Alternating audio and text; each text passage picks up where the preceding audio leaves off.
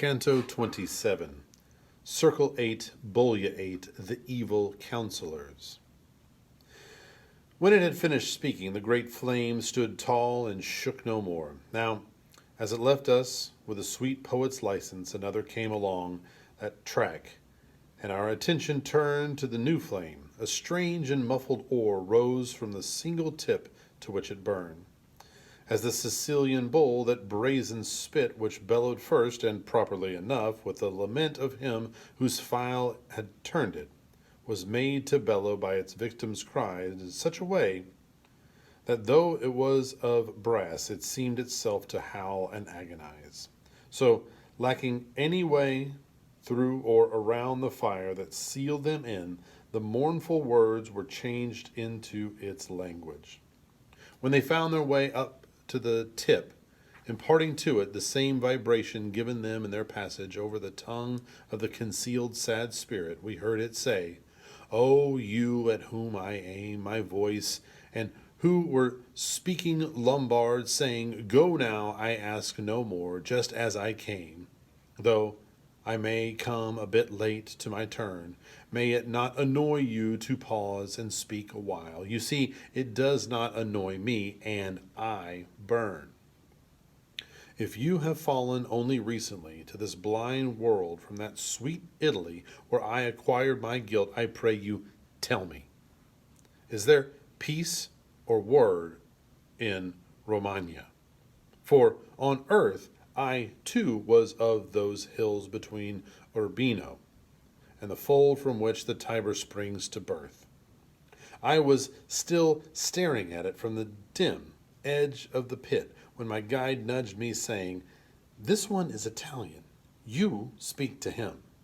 My answer was framed already without pause. I spoke these words to it, 'O hidden soul, your sad Romagna is not and never was without war in her tyrant's raging blood. But none flared openly when I left just now. Ravenna's fortunes stand as they have stood these many years.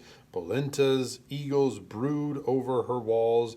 Their pinions cover Servia, the city that so valiantly withstood the French and raised a mountain of their dead feels the green claws again. Still, in Verrucchio, the aged mastiff and his pup who shed Montaigne's blood, raven in their old ranges, the city of Limone and Santerno are led by the white den's lion who changes his politics with the compass.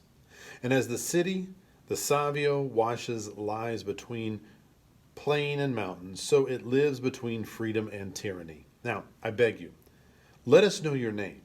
Do not be harder than the one has been to you, so too you will perceive your earthly pain.' And when the flame had roared a while beneath the ledge on which we stood, it swayed its tip to and fro, and then gave forth this breath. If I believed that my reply were made to one who could ever climb to the world again, this flame would shake no more. But since no shade ever turned, if what I am told is true, from this blind world into the living light without fear of dishonor, I answer you.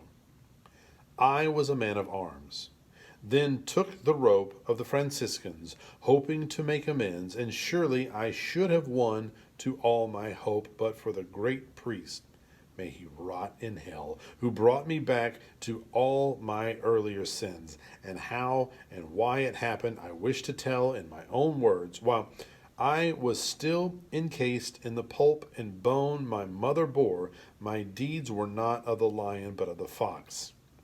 I raced through tangled ways, all wiles were mine from birth, and I won to such advantage with my arts that rumor of me reached the ends of the earth. But when I saw before me all the signs of the time of life that cautions every man to lower his sail and gather his lines, that which had pleased me once troubled my spirit, and penitent and confessed, I became a monk.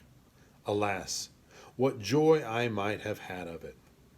It was then the prince of the new Pharisees drew his sword and marched up the Lateran, and not against the Saracen or the Jew, for every man that stood against his hand was a Christian soul.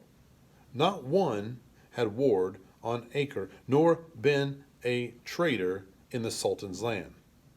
It was he abused his sacred vows and mine, his office and the cord one war which I once made those it girded learner.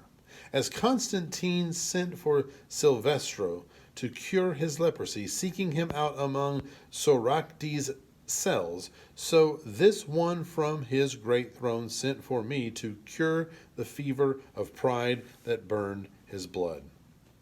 He demanded my advice, and I kept silent, for his words seemed drunken to me. So it stood until he said, Your soul need fear no wound. I absolve your guilt beforehand, and now teach me how to smash Palestrino to the ground. The gates of heaven, as you know, are mine to open and shut, for I hold the two great keys so easily let go by Celestine. His weighty arguments led me to fear silence was worse than sin. Therefore I said, Holy Father, since you clean me here of the guilt into which I fall, let it be done. Long promise and short observance is the road that leads to the true triumph of your throne. Later, when I was dead, St. Francis came to claim my soul, but one of the black angels said, Leave him. Do not wrong me. This one's name went into my book the moment he resolved to give false counsel. Since then, he has been mine, for who does not repent cannot be absolved. Nor can we admit the possibility of repenting a thing at the same time it is willed, for the two acts are contradictory. Miserable me! With what contrition I shuddered when he lifted me, saying, Perhaps you hadn't heard that I was a logician. He carried me to Minos.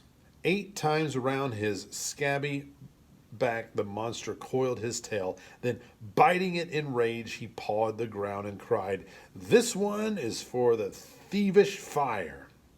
And as you see, I am lost accordingly, grieving in heart as I go in this attire.